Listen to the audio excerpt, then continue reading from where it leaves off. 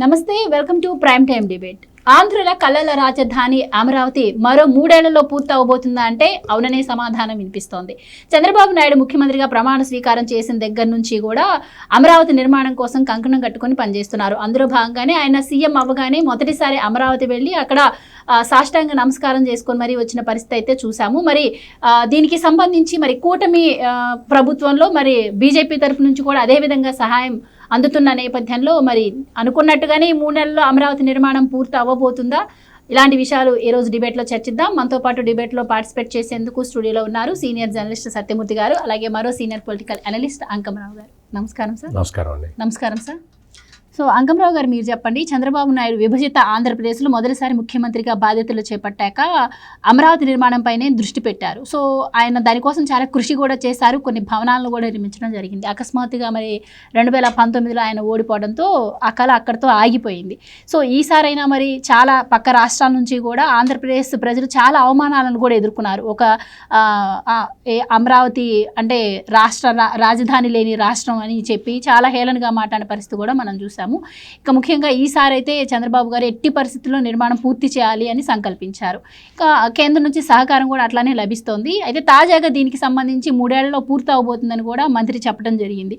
So ఇది సాధ్యం అవుతుందంటారా? అంటే ఇప్పటిదాకా రాష్ట్రం అప్పుల్లో ఉంది అంటున్నారు. మరి దానికి ఏమైనా సంబంధం ఉండే అవకాశం ఉందా? ఈ 3 ఏళ్లలో అమరావతి నిర్మాణం పూర్తవుతుందంటారా? మీరేం చెప్తారు?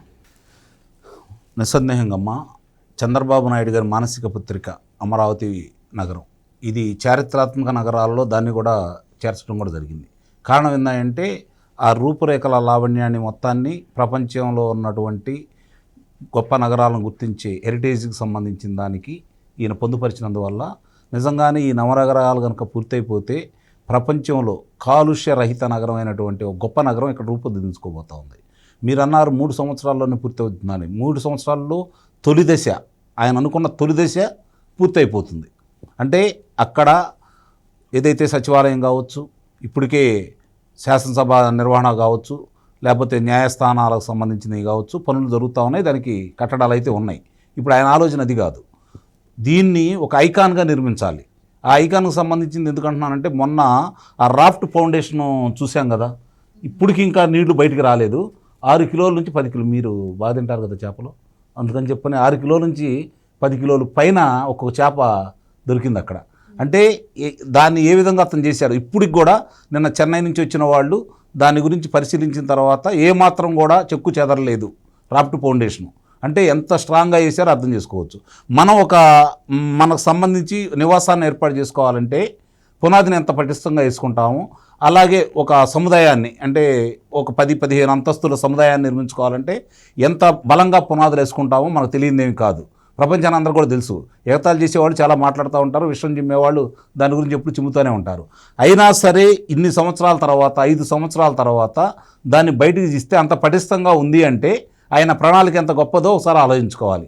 దీన్ని బట్టి అర్థం చేసుకోవాలి. అంటే భవిష్యత్తులో నవనగరాల నిర్మాణం అంటూ పూర్తయిపోతే పర్యాటకులు ఈ నగరాన్ని చూడటానికి వస్తారు.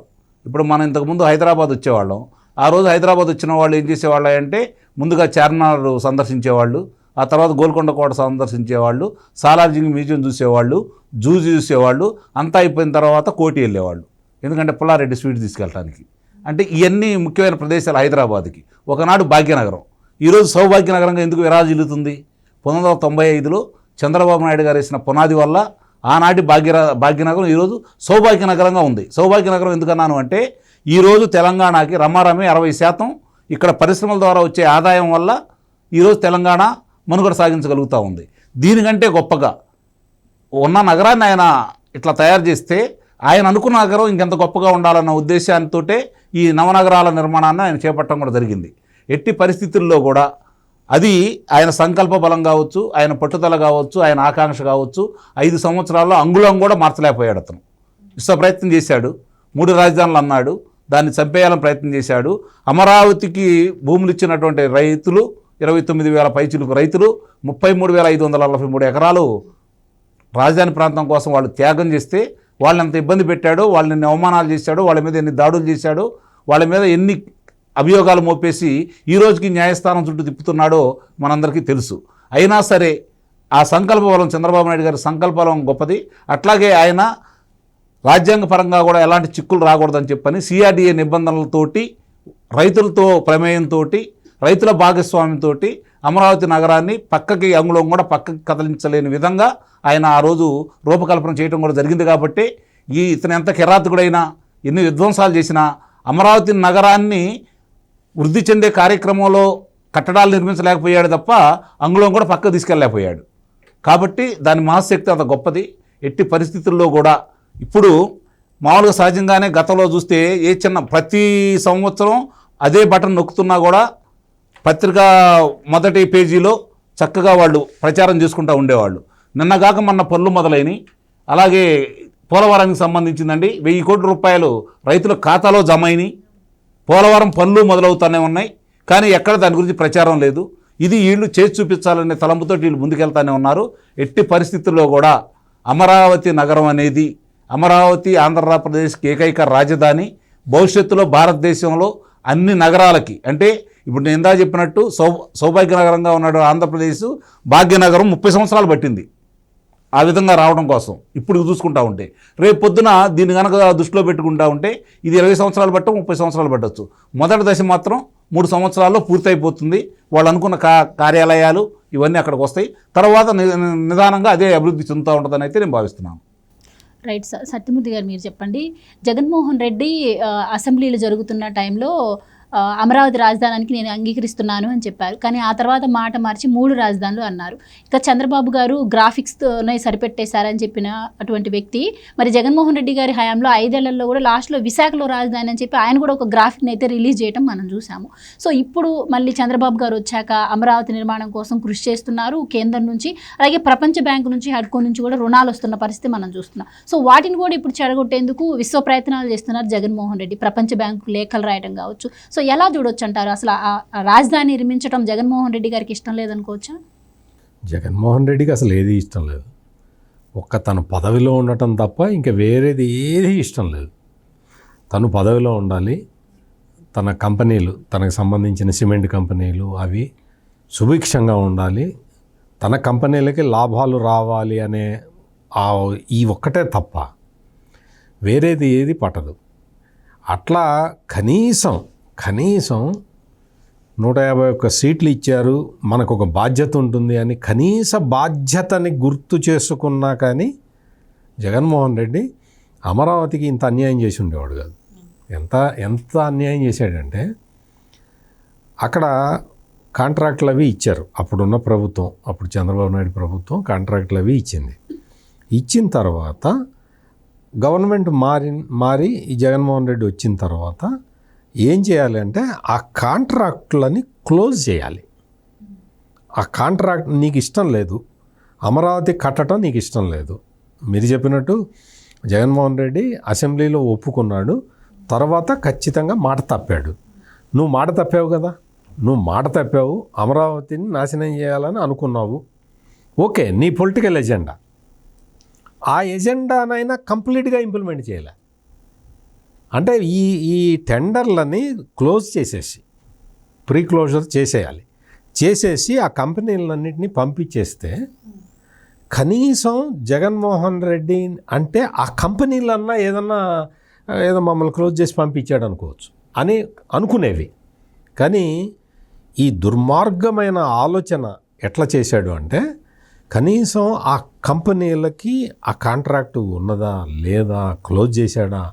ఇప్పుడు మామూలుగా వచ్చేసి కాంట్రాక్ట్ చేయటం అంటే తీసుకొచ్చి ఒక పలుగు పార తీసుకొచ్చి చేయటం కాదు, అక్కడ అధునాతన యంత్రాలు తీసుకొచ్చి చెయ్యాలి.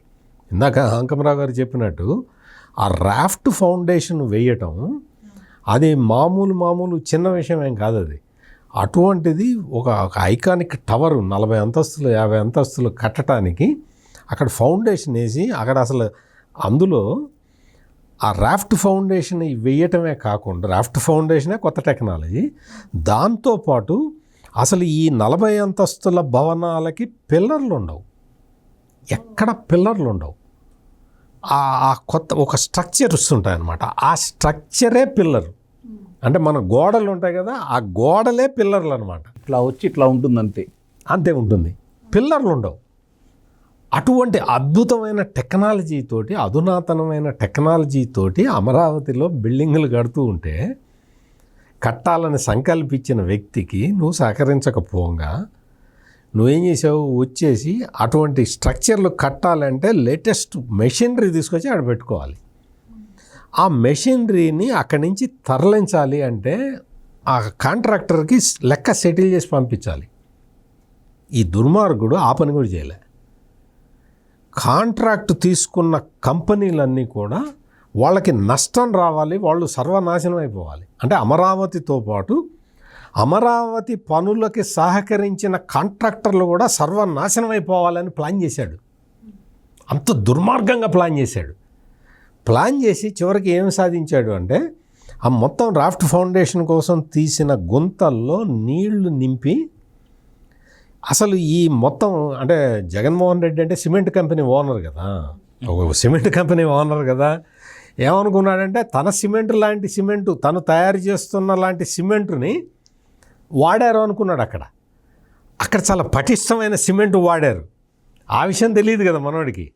అందుకని అందులో నీళ్లు నింపేస్తే సిమెంటు మొత్తం ఐరన్ అంతా కూడా మొత్తం అదంతా కూడా రస్ట్ బట్టి మొత్తం అంతా పోతుంది, ఆ రాఫ్ట్ ఫౌండేషన్ అంతా పాడైపోతుంది అని పెద్ద పాత సినిమాల్లో నాగభూషణం లాగా ప్లాన్ చేశాడు. నాగభూషణం ఇటువంటి ప్లాన్లో వేసేవాడు. అంటే నాగభూషణం అంటే మనిషి పాత్ర, ఆ చిత్రాల్లో ఆయన పాత్ర, అటువంటి పాత్రలు వేసేవాడు. ఫైటింగ్ చేయాలంటే రాజీనాల్ లాంటి విలన్ని పెట్టేవాళ్ళు, కుట్రలు వన్నాలంటే నాగభూషణాన్ని పెట్టేవాళ్ళు. ఈ నాగభూషణం క్యారెక్టర్ లాగా ఆ రాఫ్ట్ ఫౌండేషన్ మొత్తం వాటర్ నింపేసి దాన్ని అసలు ఇది మొత్తం అంతా పోతుంది, సిమెంట్ అంతా కొట్టుకుపోతుంది, మనం తయారు చేసే లాంటి సిమెంటే వాడుంటారు అని రకరకాల ప్లాన్లు వేశాడు. 5 ఏళ్ల తర్వాత మళ్ళీ అక్కడ చూస్తే రాఫ్ట్ ఫౌండేషన్ చెక్కు చెదర్ల. 40 అంతస్తులు కాదు సార్, మీరు 60 అంతస్తులు కట్టుకోండి అని చెప్పి సర్టిఫికేట్ ఇచ్చి వెళ్ళిపోయారు వాళ్ళు. ఇంకా 60% బయట వచ్చిందండి నీరు. అది చెప్తాను, అది కూడా చెప్తా. ఐఐటి చెన్నై వాళ్ళు అదే ఇచ్చారు, హైదరాబాద్ వాళ్ళు కూడా అదే రిపోర్ట్ ఇచ్చారు. ఈ రిపోర్ట్ అంతా ఇచ్చిన తర్వాత కొత్త టెండర్లు పిలిచారు, ఆ టెండర్లు ఫైనల్ చేశారు, వర్క్ గ్రౌండ్ కాబోతున్నది, మొత్తం అంతా అయిపోతున్నది. కేంద్ర ప్రభుత్వం కూడా చక్కగా సహాయం చేసింది. మొత్తం అంతా మనకేం బర్డెన్ లేకుండా, ఆంధ్రప్రదేశ్కి బర్డెన్ లేకుండా అన్ని రకాల ఏర్పాట్లు చేశారు. ఈ గుంతల్లో నీళ్లు నింపాడు కదా జగన్, ఆ నీళ్లల్లో చేపలు పెరిగినాయి. ఆ నీళ్లల్లో చేపలు పెరిగినాయి. చేపలు పెరిగితే ఇప్పుడు ఆ నీళ్ళన్నీ కూడా తీసేస్తున్నారు, డీవాటరింగ్ చేస్తున్నారు. డీవాటరింగ్ చేస్తుంటే అందులో చేపలు కనపడితే ఆ ఊళ్ళో వాళ్ళందరినీ దగ్గర వాళ్ళని పిలిచి పట్టుకొని రా అన్నారు. వాళ్ళందరూ చేపలు పట్టుకుంటున్నారు. పట్టుకుంటుంటే ఈ సాక్షి రిపోర్టర్ని ఒకడిని పంపించాడు జగన్, వెళ్ళి అది ఫోటోలు తీసి మంచి వార్త రాయని.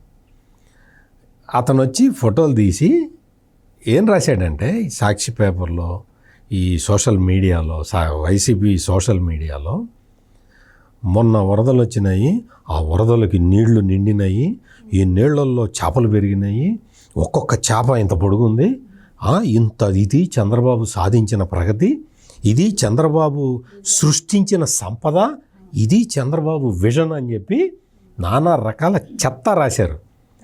ఆ చెత్త మొహాలకి తెలియని విషయం ఏంటంటే ఆ నీళ్లు నింపింది జగన్మోహన్ రెడ్డి. అవి వరద నీళ్లు కాదు, అవి వరదతో వచ్చిన నీళ్లు కాదు అవి. ఆ నీళ్లల్లో నింపింది, అక్కడ చేపల్ని పెంచింది. ఇప్పుడు వరద వచ్చింది 3 నెలల కిందట, 4 నెలల కిందట, 5 నెలల కిందట వేసుకోండి. మరి ఒక్కొక్క చేప 20 కిలోల చేప, 30 కిలోల చేప ఎట్ట తయారవుతుంది? 3 నెలల్లోనే 30 కిలోల చేప తయారవుతుందా? 100 కిలోల చేప తయారవుతుందా? ఎన్ని సంవత్సరాల నుంచి ఈ జగన్మోహన్ రెడ్డి అందులో చేపలు పెంచటం వల్ల అంతంత కేజీ చేపలు బయటకు వచ్చినాయి. ఇప్పుడు వాటర్ అంటే వర్షాల వల్ల రావచ్చు, మరి అక్కడ జంగిల్ ఎలా తయారైంది? అది కూడా చెప్తా, దాని గురించి కూడా. అంటే ఈ చేపల్ని చక్కగా రాజధాని కట్టాయా అని చెప్పి జగన్మోహన్ రెడ్డికి 150 సీట్లు ఇస్తే కడతానని ఒప్పుకున్నాడు కాబట్టి, అసెంబ్లీలో నిండు అసెంబ్లీలో ఒప్పుకున్నాడు కాబట్టి కట్టవయా నువ్వు అని చెప్పి 151 సీట్లు ఇస్తే ఈ జగన్మోహన్ రెడ్డి చేపలు పెంచుకున్నాడు అందులో. అవి మరి రోజు వచ్చి అర్ధరాత్రి పట్టుకొని వెళ్ళి తినేవాడేమో మనకు తెలియదు, కానీ ఆ చేపలు పెంచడానికి దాన్ని వాడుకున్నాడు. ఇటువంటి జగన్మోహన్ రెడ్డి అక్కడి నుంచి తొలగిపోయిన తర్వాత మొత్తం రైతులందరూ, ఆ ల్యాండ్లు ఇచ్చిన రైతులందరూ మొత్తం ఆ రాఫ్ట్ ఫౌండేషన్ దగ్గర జగన్ ఏర్పాటు చేసిన చెరువులో ఉన్న చేపలు తప్ప అందరూ సంతోషపడ్డారు. ఆ చేపలు మాత్రం బాధపడ్డాయి. అయ్యో, జగన్మోహన్ రెడ్డి మనల్ని పెంచి పోషించాడు, జగన్మోహన్ రెడ్డి దిగిపోగానే మనకి ఈ నీళ్ళన్నీ తీసేస్తున్నారని చెప్పి ఆ చెరువుల్లో చేపలు బాధపడ్డాయి తప్ప అక్కడ ఉన్న వాళ్ళందరూ సంతోషంగా ఉన్నారు. ఆ చేపలు పట్టే జాలర్లు కూడా చాలా సంతోషపడ్డారు. మంచి మంచి చేపలు పెంచాడు ఈ జగన్మోహన్ రెడ్డి అని.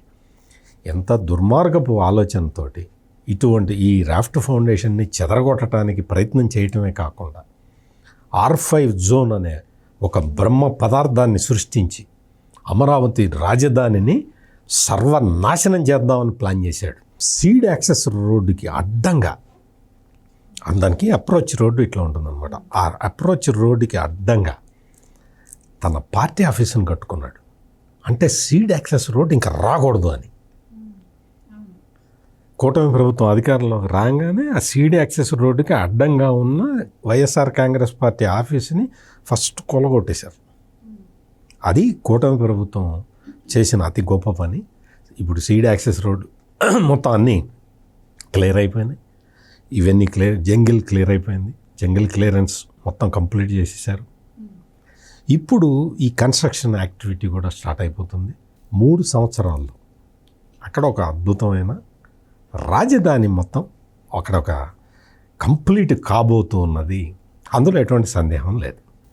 రైట్ సార్, గతంలో మనం చూసాం జగన్మోహన్ రెడ్డి రాజధాని భూముల్లో ఇన్సైడర్ ట్రేడింగ్ జరిగింది అని చెప్పి ప్రచారం చేసి అందరినీ కూడా నమ్మించిన పరిస్థితి. సో అందులో భాగంగానే మరి 151 సీట్లు సాధించడంలో కూడా ఆయన సక్సెస్ అయ్యారు. సో ఇలాంటి దుష్ప్రచారాలు చేయడం వల్ల మరి ఈ 5 ఏళ్లలోనే ఆయన ఫలితాన్ని కూడా చూడటం జరిగింది. మొత్తానికైతే మరి ఇప్పుడు చంద్రబాబు గారు వచ్చాక ఈ 5 సంవత్సరాల్లో వాళ్ళకి ఇవ్వాల్సిన బకాయిలు చెల్లించడం మనం చూసాం. ఒకటి, రాజధానిని అమరావతిగా నిర్మించకపోవడం పక్కన పెడితే అక్కడ అమరావతి రైతులను కూడా పెయిడ్ ఆర్టిస్టులు అని చెప్పి 5 సంవత్సరాలు వాళ్ళకి ఇవ్వాల్సినవి ఇవ్వకుండా చాలా ఇబ్బందులకు గురి చేసిన పరిస్థితి అయితే మనం చూసాం. ఇప్పుడు మొత్తానికైతే ఈ జగన్మోహన్ రెడ్డి గారి హయాంని తీసి పక్కన పెడితే ఈ 5 ఏళ్లలో రాజధాని నిర్మించాల్సిన అవసరం కూటమి ప్రభుత్వంపై ఉన్న ఒక సవాలని చెప్పుకోవాలి. సో నిర్మించకపోతే ప్రజల్లో కూడా అది వ్యతిరేకంగా వెళ్ళే అవకాశం ఉంటుంది. సో ఈ 3 ఏళ్లలో మరి ఇది ఎంతవరకు నిర్మించే అవకాశం ఉంటుందంటారు? అంటే మామూలుగా సహజంగా ఇంతకుముందు ఎలా ఉండేదంటే తెలుగుదేశం పార్టీయా కాంగ్రెస్ పార్టీయా, తెలుగుదేశం పార్టీని కాదనుకుంటే కాంగ్రెస్ పార్టీ, కాంగ్రెస్ ఇంకో పార్టీని కాదంటే తెలుగుదేశం పార్టీ. ప్రజలు ఆలోచించేవాళ్ళు, ఇంకోటి గురించి దృష్టి పెట్టాల. అప్పుడు వచ్చింది వైఎస్ఆర్సీపీ పార్టీ. ఈ కాంగ్రెస్ కాదు, ఇదే అసలైన కాంగ్రెస్ అనుకున్నారు, దానికి ఆమోదించారు. ఈరోజు ప్రజలు ఒకటే అనుకుంటున్నారు. ఆంధ్ర రాష్ట్రంలో పార్టీ లేదంటే 3 గురించే మాట్లాడుకుంటున్నాయి. మొట్టమొదటి తెలుగుదేశం పార్టీ, రెండోది జనసేన పార్టీ, మూడోది భారతీయ జనతా పార్టీ. మిగిలిన పార్టీలు వాళ్ళు ప్రామాణికంగా తీసుకోవట్లా. ప్రస్తుతానికి నాకు తెలిసినంత వరకు జగన్మోహన్ రెడ్డి లేకపోతే కాంగ్రెస్ పార్టీయా అనుకుంటే వీళ్ళిద్దరి కంటే కూడా కేఏ పాల్ చాలా ముందున్నాడు వీళ్ళిద్దరి మీద. ఎందుకంటే అతనైనా నమ్ముతారేమో కానీ నమ్మే పరిస్థితుల్లో ప్రజలైతే లేరు. కాబట్టి ఏదన్నా సరే వీళ్ళు ఏం చేయాలి, ఏం చేస్తారనే నమ్మకంతో వీళ్ళకి ఇచ్చారు. కాబట్టి 5 సంవత్సరాల విధ్వంసం చూశారు. 1 కాదు 2 కాదు, 5 సంవత్సరాల్లో అతను చేసిన వరుస పెట్టి లెక్కేసుకుంటా ఉంటే 2019 మే 30వ తారీఖున అతను అధికారంలోకి వచ్చిన తర్వాత 31వ తారీఖున అతను చేసిన మొట్టమొదటి పని ఏంటంటే ఏబీ వెంకటేశ్వరరావు గారిని పదవి నుంచి తప్పించాడు. ఆ తర్వాత 2 రోజులకి ఏదైతే పరిపాలన కోసం సౌలభ్యం కోసం ఏర్పాటు చేసుకున్న ప్రజావేదికని కూల్చేయడం కూడా జరిగింది. మరి ఇన్ని చేసి ఈ విధంగా మొదలుపెట్టింది 5 సంవత్సరాల్లో అతని పరిపాలన ఎలా ఉంటుందో చూపించాడు. నిజంగానే ప్రజలకు అది రుచి చూపించాడు, అందుట్లో అనుమానమే లేదు. మామూలుగా ప్రజలు ఏమనుకుంటారంటే చిన్న చిన్న పొరపాట్లు ఎవరైనా చేస్తారు, సరిదిద్దుకుంటారని చెప్పి భావిస్తూ ఉంటారు. కానీ అతను చూసి భయపడ్డారు. ఆ భయం ఏ స్థాయిలో ఉంది అంటే పొరపాటున గాఢ నిద్రలో ఉండే వాళ్ళకి వైఎస్ఆర్సీపీ అనగానే ఉలిక్కిపడేసే పరిస్థితులకు వచ్చేసారు.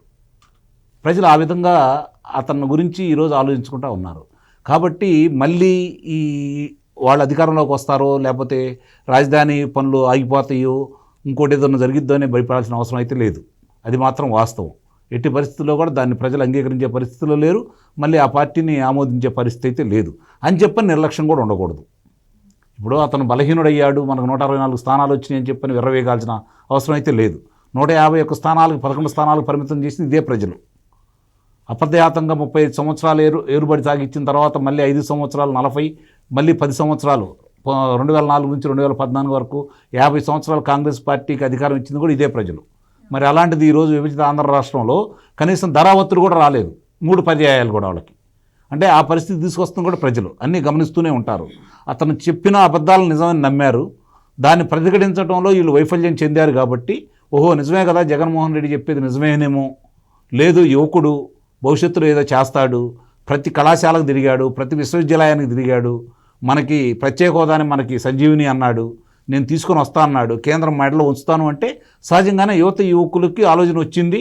వాళ్ళందరూ 70-80% మంది అతనికి వెళ్ళారు. తల్లిదండ్రులు ఒప్పించారు. ఇక్కడ గమనించుకోవాల్సిన అంశం ఏంటంటే తల్లిదండ్రులు కూడా వాళ్ళు ఒప్పించి సాంప్రదాయ ఓట్లతో పాటు ఈ ఓట్లు కూడా తోడై అతనికి అఖండ విజయం చేకూర్చింది. అదే యువకులు తిరగబడి అతను చేసినటువంటి కార్యక్రమాలను చూసిన తర్వాత వాళ్ళ భవిష్యత్తుని చిదిమేసిన తర్వాత మన భవిష్యత్తు ఏంటి, మన తల్లిదండ్రుల భవిష్యత్తు ఏంటి, మన రాష్ట్ర భవిష్యత్తు ఏంటి, నిజంగానే ఇందాక ప్రారంభంలో మీరు అన్నట్టు ఆంధ్రప్రదేశ్కి రాజధాని లేని రాష్ట్రంగా తయారు చేశాడు, తలవంపులు తీసుకొచ్చాడు కదా అని చెప్పని ఎక్కడెక్కడ వాళ్ళు మీరు గమనించండి, దేశ విదేశాల నుంచి వాళ్ళకి సంబంధం లేని వాళ్ళందరూ కూడా ముందుగానే ఓట్లు చేర్పించుకోవడమే కాకుండా ఒకవేళ ఓట్లు రాకపోయినా పర్లేదు, తన బంధువులు, తన స్నేహితులు, తన గ్రామ ప్రజలు ఎవరెవరైతే అతను చెప్పుకోగలడో వాళ్ళందరి దగ్గరికి వచ్చి బతిలాడుకొని బామాలుకొని వాస్తవ విషయాలు వాళ్ళు తెలియపరిచి వాళ్ళందరూ చైతన్యపరిచింది ఒక ఎత్తు అయితే, ఏదైతే ఈ అవమానానికి గురయ్యి ఎవరికి ఉపాధి లేని యువకులు ఎవరైతే ఉన్నారో వాళ్ళ తల్లిదండ్రులకి 2019లో ఎట్లయితే జగన్మోహన్ రెడ్డికి ఓట్లు వేయించారో అట్లానే కూటమికి ఓట్లు వేయించారు. వాళ్ళందరికీ కనపడిన ఏకైక వ్యక్తి నారా చంద్రబాబు నాయుడు గారు. ఎందుకంటే 14 సంవత్సరాలు ఆయన పరిపాలన చూశారు. 5 సంవత్సరాలు విభజిత ఆంధ్ర రాష్ట్రంలో ఆయన తీసుకొచ్చిన పరిశ్రమలు కావచ్చు, ఆయన సాగించిన పరిపాలన చూశారు. కాబట్టి వాళ్ళు బేరీజ్ వేసుకున్నారు, వ్యత్యాసాన్ని గమనించారు. ఇతను చేసిన రాక్షసత్వాన్ని విడమర్చి చెప్పే దాంట్లో పార్టీ శ్రేణుల కంటే కూడా జగన్మోహన్ రెడ్డి చేసిన దానికి వాళ్ళకై వాళ్ళు కల్పించుకొని ఒకరికై ఒకళ్ళు ప్రజలకి జగన్మోహన్ రెడ్డికి జరిగిన పోరాటంలో ప్రజలు చంద్రబాబు నాయుడు గారిని గెలిపించుకున్నారు. ఆ అంశాన్ని మాత్రం మర్చిపోవద్దు. అందుకనే ఆయన మీద బాధ్యతలు ఉన్నాయి. ఆ బాధ్యతలు ఎప్పుడు ఆయన అయితే తప్పు చేయలేదు, అంతకుముందు చేయలేదు. ఆయన మీద కోపం కాదు. నేను సత్యమూర్తి గారు 2019 ఎన్నికల ముందు వివిధ గ్రామాల్లో పర్యటించినప్పుడు చంద్రబాబు నాయుడు గారి పరిపాలన చాలా బాగుంది, చంద్రబాబు నాయుడు గారు బాగా చేశారు, కానీ మా గ్రామ స్థాయి నాయకుడు, మా మండల స్థాయి నాయకుడు, మా శాసనసభ్యుడు ఈ విధంగా చేశారన్న కోపంతో చంద్రబాబు నాయుడిని ఓడించారు. ఇతను విష ప్రచారం ఆ రోజు తోడైంది.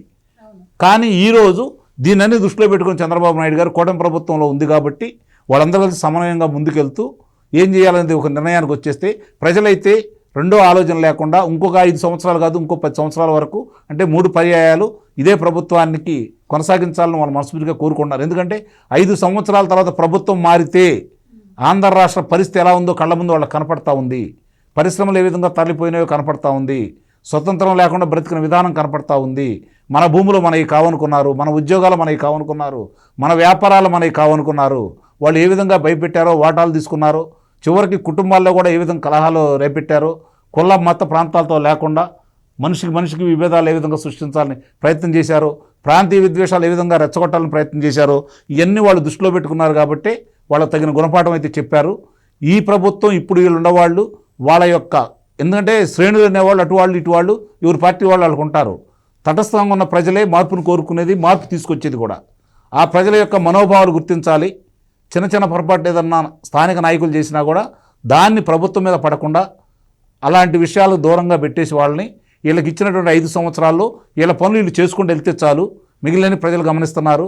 ఇంతకు ముందులాగా అది ఇప్పుడు ఒక్క క్షణంలో ప్రపంచంలో ఏం జరుగుతుంది ప్రతి వాళ్ళకి చేరువేసే యంత్రాలన్నీ ఈరోజు ప్రజల చేతుల్లో ఉన్నాయి. కాబట్టి నిస్సందేహంగా ఏం చెప్పినా నమ్మే పరిస్థితి అయితే ఉండదు. ఇది మాత్రం గమనించుకోవాలి. రైట్ సార్, మనం చూసాము అమరావతి రాజధానిగా పనికిరాదు అని చెప్పి శివరామకృష్ణన్ కమిటీ చెప్పిందని కావచ్చు. ఇప్పటికీ ప్రొఫెసర్లు అని చెప్పుకునే చాలామంది కూడా దీని గురించి ప్రచారం చేస్తూనే ఉన్నారు. సో ఎలా చూడొచ్చు అంటారు? ఇప్పుడు ఈ ప్రచారం చేసే బ్యాచ్ అంతా శివరామకృష్ణన్ కమిటీ రిపోర్టు చదివారా? అసలు శివరామకృష్ణన్ ఏం చెప్పాడు? ఆయన చెప్పింది వీళ్ళకి ఏం అర్థమైంది? శివరామకృష్ణన్ చెప్పింది ఏంటి అంటే మొత్తం సెంట్రల్లీ లొకేటెడ్, మొత్తం స్టేట్ మొత్తంలో సెంటర్ పాయింట్లో మీరు పెట్టండి, రాజధాని పెట్టండి అని చెప్పాడు ఆయన. ఇప్పుడు అమరావతి సెంటర్ పాయింట్లోనే ఉంది కదా, ఒక మూలకు ఉందా? ఒక కార్నర్కి అయితే లేదు కదా, ఆంధ్రప్రదేశ్కి సెంటర్ పాయింట్లోనే ఉంది. ఇటు 6 జిల్లాలు, ఇటు 6 జిల్లాలు, మధ్యలో ఉన్న 13వ జిల్లా గుంటూరు జిల్లా, మధ్యలో సెంటర్లో ఉన్నది. శివరామకృష్ణన్ కమిటీ రిపోర్ట్ అంతా మొత్తం పరిశీలిస్తే అసలు శివరామకృష్ణన్ కమిటీ రిపోర్ట్ ఇచ్చే నాటికి అమరావతి అనే పేరు లేదు కదా. నీకు ఎక్కడ పెట్టాలా అని సెంటర్ పాయింట్లో పెట్టుకోండి అని చెప్పాడు ఆయన. మంచి అన్ని సౌకర్యాలు ఉండాలి, వాటర్ ఉండాలి. మొత్తం వాటర్ స్కేర్సిటీ ఉందనుకో, ట్యాంకర్లు పెట్టి ఎక్కడ పోస్తారు నీళ్ళు అక్కడ. ఇంకొకటి ఏంటంటే వీళ్ళెవరికి అర్థం కాని విషయం ఏంటంటే, రాజధాని అంటే సెక్రటేరియట్, అసెంబ్లీ ఇవనే అనుకుంటున్నారు. రాజధాని అనేది ఒక డైనమిక్ సిటీగా ఉండాలి. క్యాపిటల్ అంటే ఒక డైనమిజం ఉండాలి. ఆ డైనమిజం ఏం చేయాలి? ఆ డైనమిజం ద్వారా ఏమి ప్రాఫిట్ రావాలి అంటే రాష్ట్రానికి ఆదాయం రావాలి. అంటే ఒక ఫ్యాక్టరీ పెడితే, లేదన్నా ఒక కంపెనీ పెడితే ఏ విధంగా అయితే మనీ జనరేట్ అవుతుందో అట్లా రాజధాని నుంచి కూడా మనీ జనరేట్ కావాలి. ఇది కొత్త కాన్సెప్ట్. అందుకనే ఈ కాన్సెప్ట్ చెప్పినప్పుడు ప్రజలందరూ కూడా, అంటే అమరావతి రైతులందరూ కూడా వాళ్ళకి ఇది నచ్చి ఇది సెల్ఫ్ సస్టైనబుల్ ప్రాజెక్టు అని మొత్తం ఆంధ్రప్రదేశ్ ప్రజలందరూ కూడా నమ్మారు. సో మీరు ఇలా చెప్తుంటే ఇప్పటికీ వైసీపీ ఏమంటుందంటే వచ్చిన డబ్బంతా కూడా రాజధాని మీద వృధా చేస్తుంది అని చెప్పి ఇప్పటికీ కూడా ప్రచారం చేస్తుంది. అంటే వాళ్ళకి వాడి పేరు చివన వాడి ప్రొఫెసర్ అని ఉంది పేరు ముందర. ఆ ప్రొఫెసర్ అన్న పదాన్ని, లేకపోతే వాడికి ఉన్న డిగ్రీని వెనక పెట్టుకొని వాడు వైసీపీ దగ్గర నుంచి డబ్బులు తీసుకొని చెప్పే బ్యాచ్ ఇదంతా. సెల్ఫ్ సస్టైనబుల్ ప్రాజెక్ట్ అంటే ఏంటి అనేది తెలుసుకోవాల్సిన అవసరం ఉన్నది. అంటే అమరావతిని అక్కడ కట్టడం వల్ల మిగతా ప్రాంతాలకు అన్యాయం అదే జరుగుతుంది. చెప్తున్నా, అదే నేను చెప్పబోయే పాయింట్ అదే. ఇక్కడ సెల్ఫ్ సస్టైనబుల్ ప్రాజెక్ట్, ఇందులో ముందర ఏం చేయాలి? బిల్డింగులు కట్టాలి. బిల్డింగులు కట్టాలంటే ఇప్పుడు మీ ఇల్లు కట్టాలి. ఎవరు కడతారు? నువ్వు కట్టుకుంటావా? వేరే వాళ్ళు వచ్చి కడతారా? నీ ఇల్లు నువ్వే కట్టుకోవాలి. అట్లాగే రాజధాని ప్రాంతంలో ప్రభుత్వ కార్యాలయాలని ప్రభుత్వమే కట్టుకోవాలి. ఎవరు కడతారు? ప్రభుత్వ కార్యాలయాలు ప్రభుత్వం కట్టుకోకుండా ఎవరు కడతారు? ఇప్పుడు కడుతున్నది ప్రభుత్వ కార్యాలయాలు. ఈ కార్యాలయాలు కట్టే ముందర కట్టిన ఆ సమయంలో చుట్టూతా కూడా మొత్తం ఆ జనజీవానికి అవసరమైన మౌలిక సదుపాయాలని పెట్టాలి.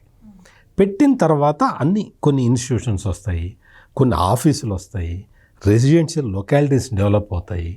ఈ డెవలప్ అయినప్పుడు మీరు ముందర ఇల్లు కట్టుకోండి, తర్వాత మీకు పంపు ఇస్తాను, కుళాయి ఇస్తానంటే కుదరదు కదా. ముందర ప్లాన్ రెడీ చేసి పెట్టాలి. అది అక్కడ చేస్తున్న పని. అది సింపుల్గా చెప్పాను నేను మీకు, అంటే సామాన్య ప్రజలకు కూడా అర్థమయ్యే భాషలో. ఇక్కడ సెల్ఫ్ సస్టైనబుల్ ప్రాజెక్ట్ ఎట్లా అవుతుంది? Amaravati self sustainable project. ఏమన్నా భూమి మీద 1 పైసా ఖర్చు పెట్టిందా గవర్నమెంట్? ఫ్రీగా ఇచ్చారు రైతులందరూ. ఎవడన్నా ఒక్కడైనా, అంటే ఒక ఎకరం కాదు, 1 గజం ఇల్లు కట్టుకుంటుంటే ఒక వాస్తు ప్రకారం ఏదైనా వదలాలి అంటే కూడా దానికి ఒక గోడ కట్టి వదిలేస్తారు తప్ప దాన్ని అట్ట వదిలేయరు. అటువంటి అంటే భూమి అనేటప్పటికీ దాని మీద సర్వ హక్కులు అనుభవించటానికే ఉంటాడు ఎవరైనా కానీ. అటువంటి భూమిని, విలువైన భూమిని, తరతరాలుగా తమ పిల్లలకి సంపదగా ఇచ్చుకోవాల్సిన భూమిని ప్రభుత్వానికి ఇచ్చారు. అంతకన్నా త్యాగ పురుషులు ఎవరన్నా ఉంటారా? త్యాగమూర్తులు ఎవరన్నా ఉంటారా? వాళ్ళని పెయిడ్ ఆర్టిస్ట్ నువ్వు తీసురా. ఇదే జగన్మోహన్ రెడ్డి కేంద్ర ప్రభుత్వం మేము రోడ్లు వేస్తామయ్యా, నువ్వు మాకు భూసేకరణ జరిపి మాకు ఇవ్వు అని చెబితే ఈ జగన్మోహన్ రెడ్డి సెంటు భూమి కూడా సేకరించలేకపోయాడు. దానివల్ల 50,000 కోట్ల రూపాయల విలువైన రోడ్డు ప్రాజెక్ట్స్ ఆగిపోయినాయి. చంద్రబాబు నాయుడు ముఖ్యమంత్రి అయిన తర్వాత 6 వరుసల రహదారి మొత్తం అసలు అనంతపూర్ నుంచి అమరావతికి కలిపేది కావచ్చు అన్నాడు. 6 లైన్ రోడ్డు అంటే 6 లైన్ రోడ్డు మాకు వద్దులేండి. ఏది 1 సెంటు భూమి సేకరించడం చేతగాని ఈ జగన్మోహన్ రెడ్డి 6 లైన్లు వద్దండి, ఒక 2 లైన్లు అయితే సరిపోతుంది అని చెప్పాడు. అంటే నీకు 6 లైన్ల రహదారి వేస్తే నీకు ఎంత కారిడార్ డెవలప్ అయితే ఆ కారిడార్లో ట్రాన్స్పోర్ట్ ఖర్చు ఎంత తగ్గుతుంటుంది, నీకు ఎంత ఫెసిలిటీ ఉంటుంది, నీకు ట్రాన్స్పోర్ట్ కాస్ట్ తగ్గిపోతే ఎన్ని వేల కోట్ల రూపాయల విలువ చేసే పరిశ్రమలు వస్తాయి, ఎంప్లాయ్మెంట్ ఎంత జనరేట్ అవుతుంది, ఇవి తెలియవు మనకి. మనకు తెలిసిందల్లా ఏంటి అంటే మనకు సొంత కంపెనీ సిమెంట్ అమ్ముకోవటం. ఇక్కడ అమరావతి రాజధానిలో మొత్తం అన్నీ చంద్రబాబు నాయుడు ఒక ప్లాన్ వేశాడు అంటే ఒక 50-60 సంవత్సరాలు ముందర ఆలోచించి వేస్తాడు. ఇక్కడ అమరావతిలో మామూలుగా అది ఏదో విజయవాడ, గుంటూరు లేకపోతే హైదరాబాదు లాంటి సిటీ కాదు కదా, అటువంటి సిటీ, అటువంటి నగరం కాదు కదా, అదొక ఒక పల్లెటూరు ప్రాంతం కదా. ఆ ప్రాంతానికి ఎవరు వస్తారు? ముందు రమ్మంటే ఎవరు వస్తారు? ఎవరు రారు కదా. అందుకని ఆలోచించి విద్యా సంస్థలకు ఇచ్చేశాడు. విద్యా సంస్థలు వచ్చేసినాయి, దాంతోపాటు స్టూడెంట్స్ వస్తారు, వాళ్ళ తల్లిదండ్రులు వస్తారు, వాళ్ళ యాక్టివిటీ స్టార్ట్ అయిపోతుంది, హాస్టల్స్ ఇదైపోతాయి, రకరకాల యాక్టివిటీ అక్కడ స్టార్ట్ అయిపోతుంది. అది వచ్చిన తర్వాత ఇప్పుడు వెళ్ళి చూసిరాపోండి, ఆ తుమ్మ చెట్లు పీకిన తర్వాత ఒకసారి చూసిరండి, విపరీతమైన కళకళలాడుతూ ఉన్నది అమరావతి. కంప్లీట్గా 3 సంవత్సరాల్లో అది పూర్తవుతుంది, ఖచ్చితంగా అది పూర్తవుతుంది. మినిస్టర్ నారాయణ అయితే దాన్ని పర్సనల్ ఛాలెంజ్గా తీసుకొని ఆయన అక్కడే తిరుగుతున్నాడు, ఆయన చూస్తున్నాడు. దానికి ఒకసారి మొత్తం అమరావతి ఇంకా ఇందాక అంకమరావు గారు చెప్పినట్టు ఈ అమరావతి రాజధానిని ఇంకెవ్వడు కదిలించలేడు.